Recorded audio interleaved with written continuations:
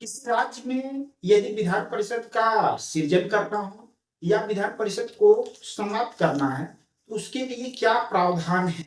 तो दोस्तों आपको ध्यान में रखना है कि ये प्रावधान आपको भारतीय संविधान के अनुच्छेद 169 अनुच्छेद 169 में दिया गया है। भारतीय संविधान का अनुच्छेद 169 क्या कहता है दोस्तों? तो यहाँ पर ये प्रावधान दिया गया है कि यह स्पष्ट करता है कि किसी राज्य में विधान परिषद को बनाना है या पहले से अगर मौजूद हो उसको समाप्त करना है, तो इस आशय का प्रस्ताव जो है सर्वप्रथम उस राज्य की विधानसभा से आरंभ होना चाहिए और उस राज्य की विधानसभा में विशेष बहुमत से वह प्रस्ताव पारित होना चाहिए। विशेष बहुमत का यहाँ तात्पर्य यह है कि उस राज्य की विधानसभा की कुल सदस्य संख्या के बहुमत तथा उपस्थित और मत देने वाले सदस्यों के कम से कम 2/3 बहुमत द्वारा उस आशय का प्रस्ताव पारित होने के बाद संसद के पास जाता है। संसद के दोनों सदन लोकसभा और राज्यसभा के द्वारा उस प्रस्ताव को जो है साधारण बहुमत से पास करते हैं। तत्पश्चात राष्ट्रपति की स्वीकृति के बाद उस राज्य में विधान परिषद का निर्माण किया जा सकता है या विधान परिषद को समाप्त किया जा सकता है। तो ये सब चीजों को हम आज देखेंगे दोस्तों। तो देखेंगे आप भारतीय संविधान का किस आर्टिकल में प्रावधान दिया गया है? तो भारतीय संविधान का अनुच्छेद 169। तो ये आपको याद होना चाहिए दोस्तों। भारतीय संविधान का अनुच्छेद 169 क्या कहता है कि राज्यों में विधान परिषद का उत्साधन, एबोलिशन या सृजन, क्रिएशन के बारे में बताता है। ठीक है। अब यहाँ पर उस प्रस्ताव को पहले उस राज्य की विधानसभा में पास होना चाहिए कि कैसे बहुमत से? विशेष बहुमत से। विशेष बहुमत का कौन सा स्वरूप है? तो यहाँ पर देखेंगे विधान सभा की कुल सदस्य संख्या के बहुमत द्वारा तथा उपस्थित और मत देने वाले सदस्यों की संख्या के कम से कम 2/3 बहुमत द्वारा पारित कर दिया गया। तो यह प्रस्ताव फिर कहाँ जाएगा? संसद में जाएगा। संसद में लोकसभा और राज्यसभा, लोकसभा और राज्यसभा में यहाँ पर जो है साधारण बहुमत से यह प्रस्ताव क्या है?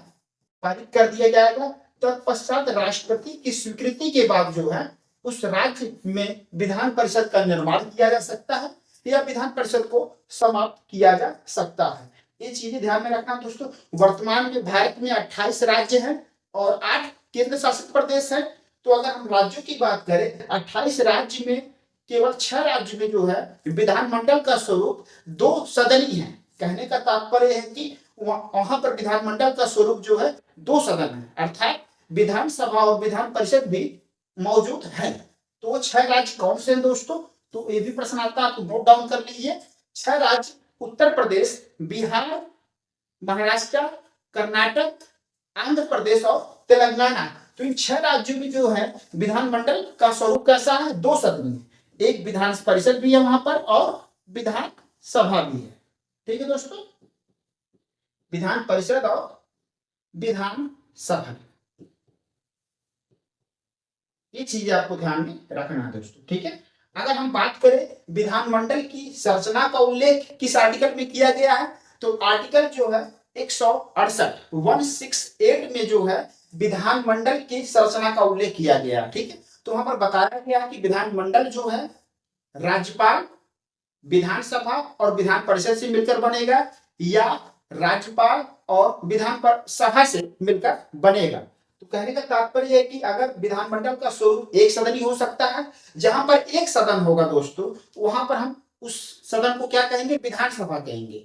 और यदि विधानमंडल 2 सदनी है तो एक को हम वहां पर विधान परिषद कहेंगे और दूसरा सदन क्या कहलाएगा? विधान सभा कहलाएगा। ठीक है। ये चीज ध्यान में रखना है। तो विधानमंडल की संरचना का उल्लेख अनुच्छेद 168 में दिया गया है और अनुच्छेद 169 क्या कहता है दोस्तों? राज्यों में विधान परिषद के सृजन और उत्साधन से संबंधित है। अब बताइए दोस्तों, अगर हम कहा जाए विधान परिषद की संरचना का उल्लेख कहां पर किया गया है? तो अनुच्छेद 171, अनुच्छेद 171 में किया गया है विधान परिषद की संरचना का उल्लेख। और विधानसभा की संरचना की उल्लेख की बात करें तो कहां पर किया गया है? तो अनुच्छेद जो है 170, तो आर्टिकल जो है 170 में इसका उल्लेख किया गया। ठीक है। विधान सभा की संरचना का उल्लेख और बताया गया है कि कम से कम कितने सदस्य हो सकते हैं? 60 सदस्य हो सकते हैं और अधिकतम क्या है? 500 सदस्य हो सकते हैं। ठीक है। और विधान परिषद की जो संरचना का साइज है वह कहा गया कि विधानसभा की कुल सदस्य संख्या का क्या है?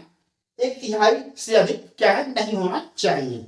ठीक है। और कम से कम 40 तो होना ही चाहिए। ये आपको ध्यान में रखना है। ठीक है, तो हमारा विषय था दोस्तों आर्टिकल 169, उसमें राज्य विधान परिषद के उत्साधन और सृजन से संबंधित प्रावधान को हम लोग देखें, और वह कहां से आरंभ होगा, तो उस राज्य की विधानसभा में विशेष बहुमत अर्थात विधानसभा की कुल सदस्य संख्या की बहुमत द्वारा और उपस्थित बहुमत देने वाले सदस्यों की कम से कम 2/3 बहुमत द्वारा पारित कर दिया गया हो। यह प्रस्ताव संसद के पास जाता है, संसद के दोनों सदन लोकसभा और राज्यसभा के द्वारा साधारण बहुमत से उस प्रस्ताव को पास किया जाता है।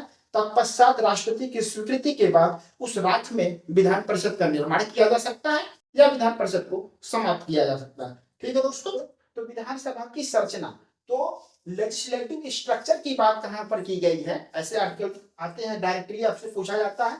तो विधानसभा की संरचना का उल्लेख कहां पर किया गया है, तो विधानसभा की संरचना का उल्लेख दोस्तों अनुच्छेद 170 में किया गया है। अनुच्छेद 170 में क्या है, उल्लेख किया गया है। ठीक है,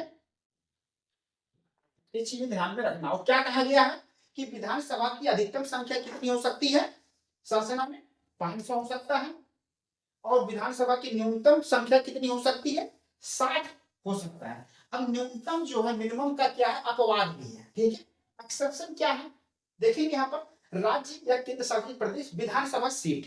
ठीक है, देखेंगे यहाँ पर क्या है, तो सिक्किम में कितना है दोस्त, 32 विधानसभा सीट है। मिजोरम में कितना है, 40 है। गोवा में कितना है, 40 विधानसभा सीट है। पुडुचेरी में कितना विधानसभा सीट है, 30। तो ये दोस्तों आपको ध्यान में रखना है कि ये अपवाद है। ठीक है, पुडुचेरी क्या है, केंद्र शासित प्रदेश है। ठीक है, तो वहां पर कितना सदस्य संख्या है, 30। ठीक है, ये चीजें ध्यान में रखना। तो पुडुचेरी क्या है दोस्तों, केंद्र शासित प्रदेश है। ठीक है, तो सिक्किम में कितना है, 32 है, और मिजोरम में कितना है दोस्तों, 40, और गोवा में कितनी सदस्य संख्या है, 40। तो ये आपको अपवाद जो है वो ध्यान में रखना है। ठीक है, ये चीजें आपको मालूम होना चाहिए। तो विधानसभा की संरचना का उल्लेख कहां पर किया गया, तो अनुच्छेद जो है 170 में दिया गया, आर्टिकल 170। ठीक है, और जानते हैं कि दोस्तों आप लोग विधानसभा के प्रतिनिधि जो प्रत्यक्ष रूप से जो है मतदान के माध्यम से चुनकर आते हैं, विधानसभा के प्रतिनिधियों को प्रत्यक्ष मतदान से वयस्क मताधिकार के आधार पर निर्वाचित किया जाता है। ऐसे भारत के नागरिक जो 18 वर्ष की आयु पूरी कर चुके हैं, 18 वर्ष की आयु हो चुका होगा, मतदान देने के लिए क्या होते हैं, योग्य होते हैं। ठीक है, ये चीजें आपको मालूम होना चाहिए। और विधानसभा का सदस्य बनने के लिए, इलेक्शन लड़ने के लिए न्यूनतम आयु कितनी होनी चाहिए, तो 25 वर्ष, 25 ईयर्स जो है होना चाहिए। ठीक है, और वोट डालने का मिनिमम आयु कितना है, 18 वर्ष आपको बताएंगे। ठीक है, तो ये चीज आपको ध्यान में रखना। ठीक है दोस्तों।